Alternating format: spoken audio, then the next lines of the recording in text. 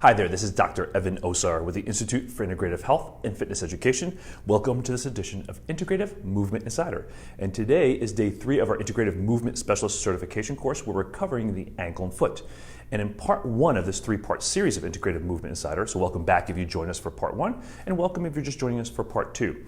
In part 1, we talked about the importance of working with your clients, especially when you're working with your older clients, that you have a very specific process that you take your clients through, from assessment to identify their non-optimal and inefficient posture and movement habits that are creating chronic tightness, weakness, balance issues, fall issues, and or inhibiting them from doing the things they need to and or want to.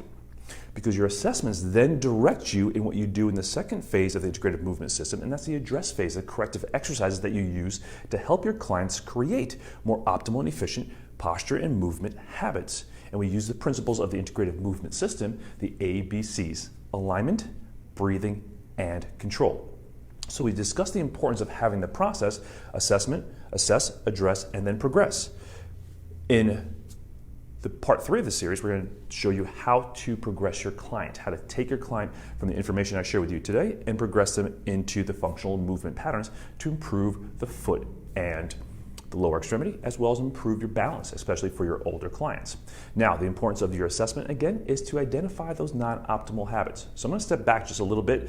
Nicoya will swing the phone down so you can actually see my feet. Because one of the things you want to do when you're assessing your client is to look at where they're holding their weight on their feet. Is it more on the inside? Is it more on the outside? Is it more on the outside of one and on the inside of the other? Because that will tell you where their tendency is to put their weight and how they're going to load their foot. When you load the foot during a squat pattern, so squat pattern is one of our assessments we use during our balance assessment, you want to see that the foot goes longer and slightly wider and stays upon the foot tripod. So pressure underneath the big toe, small toe, and heel. So if I turn to the side, I'll just go split stand so you can see it easier. When I squat, the tendency is for my foot to go on the outside. You do not want the arch to rise as you're squatting down. You want the foot to stay on the tripod and keep the pressure underneath the big toe and on the inside aspect of the heel. So you want to see the foot gets a little bit longer and wider, so my left foot isn't as reactive to the ground as it could be. So now that you've identified your client's non-optimal strategy, if their foot's not reacting to the ground, you can use one of a couple devices. You can use a ball, and we use the activator from Rolga. The Rolga, or I should say the activator from Rolga, we like this because you can put this knobby side down on the floor and it doesn't roll around. I'm going to squat down here just to show you how we release the foot. And what we want to do is be very specific and just kind of push down along the outer edges of the foot, so the medial longitudinal arch, the lateral longitudinal arch, and across the midfoot.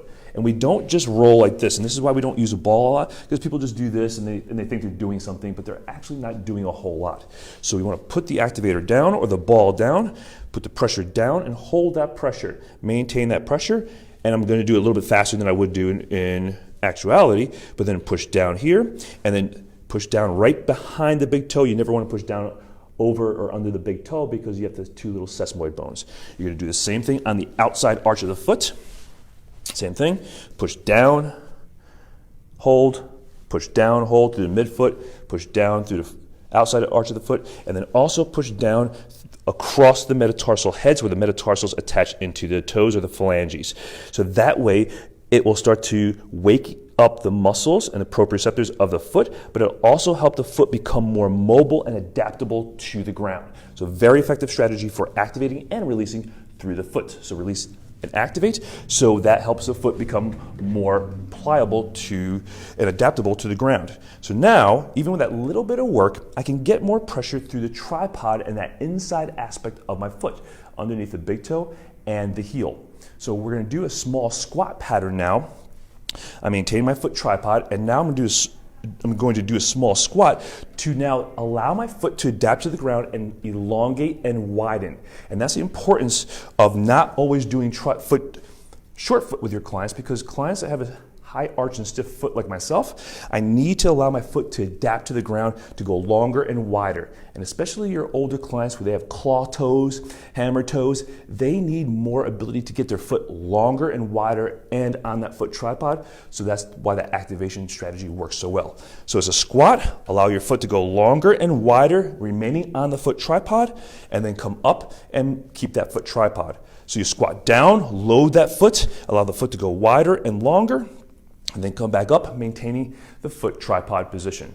And that's the importance of having an assessment to identify your client's non-optimal and inefficient strategy. So for the foot, frequently, your clients are not supporting the foot on the foot tripod and not allowing the foot to go longer and wider. And then having a corrective exercise strategy like releasing the foot, which is really releasing and activating, waking up the proprioceptors through the joints, through the muscles, the fascia, the ligaments, and the joint capsules of the foot to allow the foot to more optimally be supported upon the foot tripod, and then also be able to use that foot tripod and allow the foot to go through its normal mechanics through a movement pattern.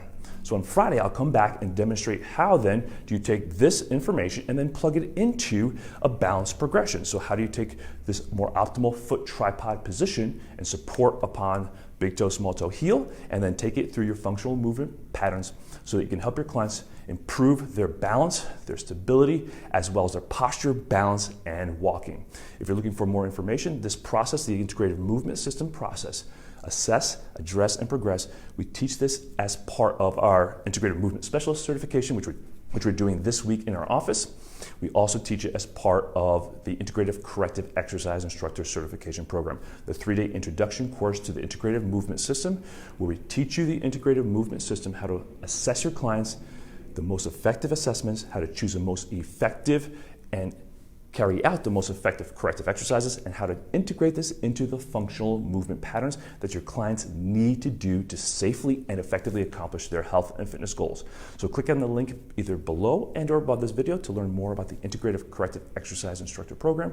We have 2 more certifications this year, and that's all we have for the rest of the year. So make it a great day. Hope to see you at one of those certification courses, and hope this information served you. Stay tuned for part 3 on Friday at Facebook Live, 8 o'clock Central Standard Time, where I demonstrate how to take the foot tripod into the functional movement progressions. Make it a great day, serve your clients, and be the leader your clients need, want, and your potential clients will seek out. Take care.